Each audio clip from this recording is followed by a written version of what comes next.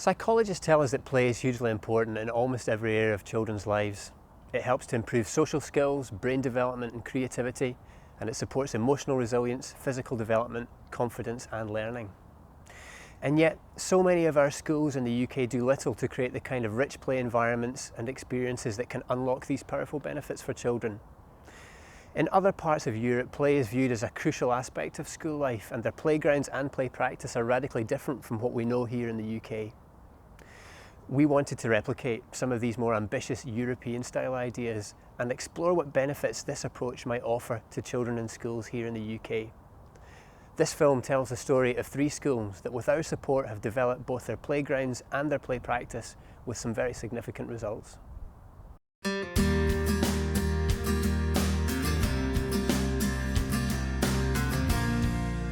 Instead of providing standardised play equipment, our approach has been to use natural materials and features to create a wide range of non-prescriptive natural play opportunities, and to create an environment that requires children to exercise their imaginations and develop their own games and play ideas. Some of the changes have been large-scale and structural, like mounds and tunnels, sand play areas, bushes to hide in, or large boulders and logs. We've also introduced a range of low-cost and temporary loose materials for play, things like straw bales, branches, tarpaulins, plastic pipes, water and stones. But natural play is not just about providing materials and creating an exciting physical environment. It's also about changing school culture. Children are allowed to get muddy and are given more responsibility for leading play and making decisions about risk. All of this requires support for staff who need to develop new play work skills and put in place new policies and procedures. For the children of Thornlie, Banton and Rosevale primaries, the changes made over the last 2 years have had a significant impact.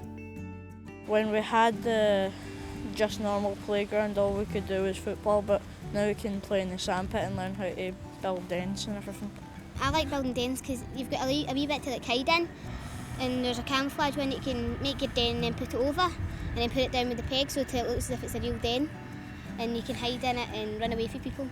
My favourite thing in the playground is probably the tree as well, because you can climb up it and you can jump from side to side and jump off it, and you can hang about with your friends on it and everything.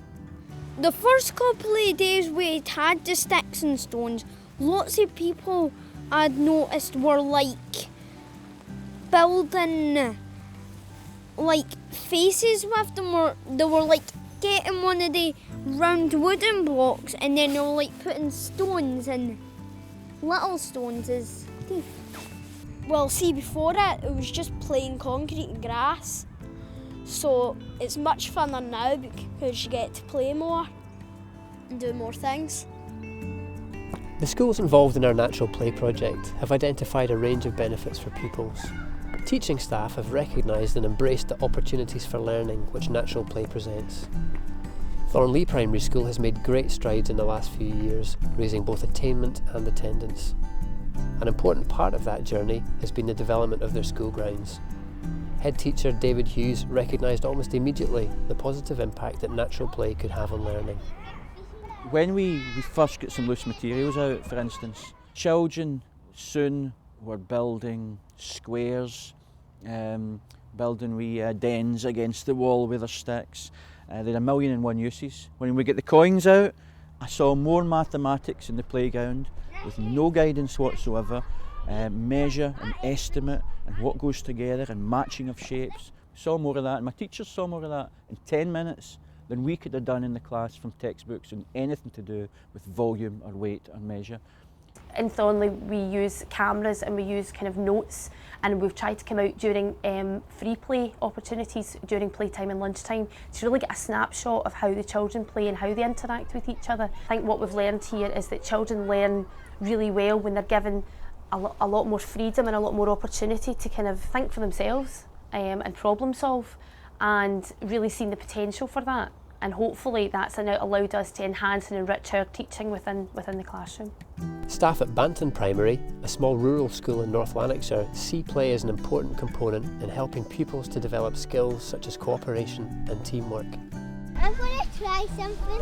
Play can happen throughout all age groups because that's where the children learn to cooperate with one another. They learn team building skills, how to be creative, and these kind of problem solving skills. And you think, well, that's fair enough in the playground, but what about in the classroom? But these kind of skills, they translate, they cross over back into the classroom environment. When they're doing team working, that's improved. Certainly, they're more communicative with each other and they're more creative as well. Certainly when they're outside playing with the natural materials, they've been very creative in den building, and even the little ones have participated in that. That's something that they couldn't have done before the natural play. Some of the children have also have made some of their own games up as well, using the tree stumps, and again it's incorporating maths into that as well. Rosevale, in the north of Glasgow, is a school for children with additional support needs, including social, emotional and behavioural issues. Teachers there have been amazed by how natural play has impacted on pupil behaviour and are reaping the benefits that this can have on learning. The kids are more settled, they're calmer, they're playing together and they're playing across age ranges more. There's much more buddying with older children helping younger children. So it's enabling them to do things on all fronts, on the emotional front, on the social front and on the behavioural front, which are all key things. At all of the schools involved in the Natural Play project, support staff who are responsible for supervising play times have noticed a real impact on pupil behaviour. The kids absolutely love it. There's such a difference in people with it, especially the sandpit, especially the weird ones. As we see behind us, they love the sand, they love playing in it, they love running about, jumping, they're playing pirate ships and superheroes and running about. It's just they're much better at using their imagination now than ever were. They definitely are more active. There is a lot more running about rather than just standing in one bit of the concrete. And if there's somebody starts something, they're all wanting to play it and they all help each other. I think it's a great team building thing for them. When the children are playing now in the garden, you see them interacting better with each other. I think because the environment is a lot nicer for them and hidey places and things that they can use to involve in their play, I think that's helped them. I think it's been good because they used to be segregated into an infant and a upper school playground and we thought it wouldn't work, but I think it does work. Because some of the younger ones enjoy playing with the older ones and vice versa. Through playtimes and lunchtimes, actually supervision's gone down. You don't need to watch them as much as before. Before there was a little group here that you had to watch and a group over there. Now they're intermingling, they're playing a lot better. You see such a difference in the kids' behaviour. There's no so much fighting, there's no so much contact because they've got something to do. They've got open space to run about in, but there's things to look at and things to explore, and they love it. The schools involved in the Natural Play project have benefited greatly from the experience, but as with any new approach, there has been lots of learning along the way. Banton Primary School had concerns about how best to manage risk. Risk is a big thing.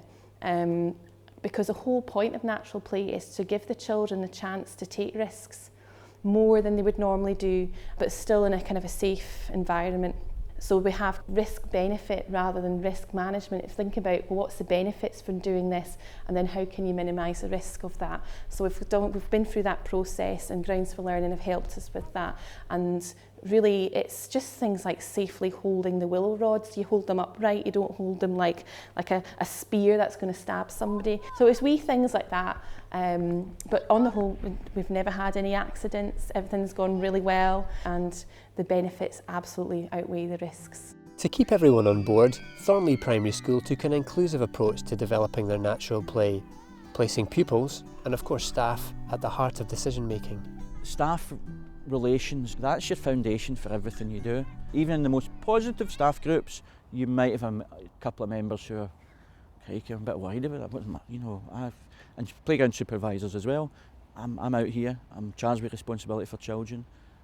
And look, there's so many places to fall from, there's so many wee bits and pieces to watch.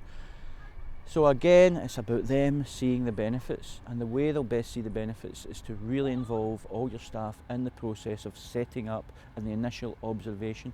At Rosevale, they overcame a common problem with a simple solution. We now have a friendly neighbourhood fox who appreciates the sandpit almost as much as the children. So obviously from a risk assessment point of view and a hygiene point of view, We have to be careful with the monitoring the sandpit. It's checked every morning and it's raked every morning. We also have a cover for the sandpit which we will use, and I have to say that the Grounds for Learning team have been absolutely superb in supplying us with answers and helping us to solve any problems. Another practical concern for the schools was ensuring that any mess was contained. Banton Primary School consulted with parents on how best to manage this. We asked parents, you know, do you want your children to get changed into some outdoor clothes? And if they did, the parents provided that. But we gave parents the option. We didn't want them to think, well, I'm going to have to buy X, Y and Z, it's going to cost me a great deal of money. So we asked their opinions and we got lists back. So we've got children we know who can use the sandpit, for instance, in their school uniform, and those will get changed. But to be honest with you, it's not that big a deal, and the sand comes off really well. We use little dustpan and brushes to brush them down at the end. The children have got a process for trying to get as much sand off as possible, and that's part of the training for tidying up. Parents from the project schools have also recognised the benefits of natural play for both them and their children. They're a lot more tired when they come home and they look forward to coming to school, they really do. They come in, they've always got a story to tell. I climbed a tree the day, Mum. Guess what I did the day, Mum? I was in the bushes and I did this. And it's, you know, they don't just talk about what they did in class. It's not more important, but it's as important. The kids have got too many gadgets now, and I think with Jordan on his own, doesn't get out much back home, so when he comes to school he does have a lot of enjoyment when he does come out to play. This project has demonstrated that these natural play approaches can be successfully implemented in UK schools, and that they help to nurture confident, responsible, well socialised and happy children.